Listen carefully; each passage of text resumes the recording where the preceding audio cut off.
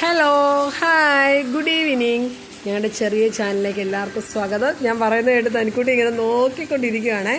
അപ്പോൾ നല്ല മഴയായിരുന്നു, ഇപ്പോൾ കുറച്ച് കുറഞ്ഞിട്ടുണ്ട്.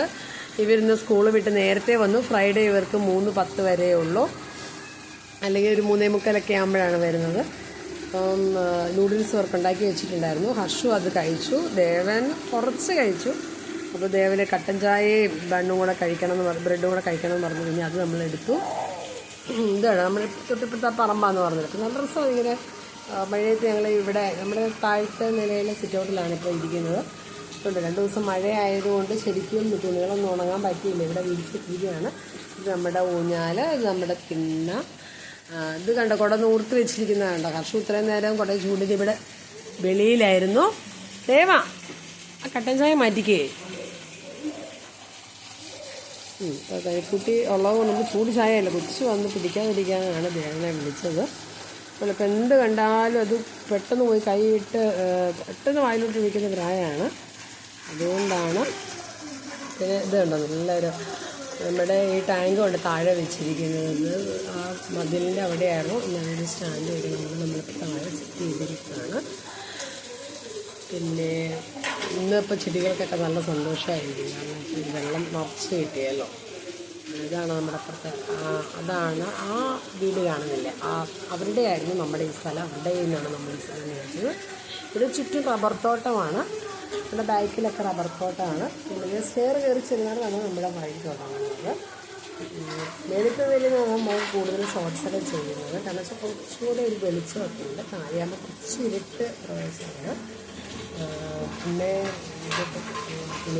ഞാനിട്ടേക്കുവാണ്. തനിക്കുട്ടി ഇത് ബ്രെഡ് ഒക്കെ എടുത്തിട്ട് പാത്രം ഇട്ടിരുന്ന് കൊട്ടുവാണ്. ഞാനും ഇങ്ങനെ ഇവിടെ ഇരിക്കുന്നുണ്ട്, ചായയൊക്കെ കുടിക്കണം.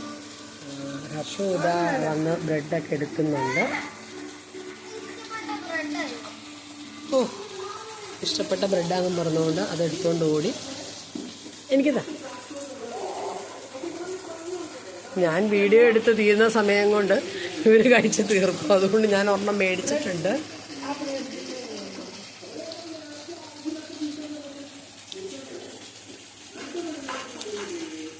പെൺകുട്ടി എല്ലാം മേടിച്ച് കൈ ചുരുട്ടി വെച്ചിട്ടുണ്ട്. ഹായ് വെച്ച മോളൂ,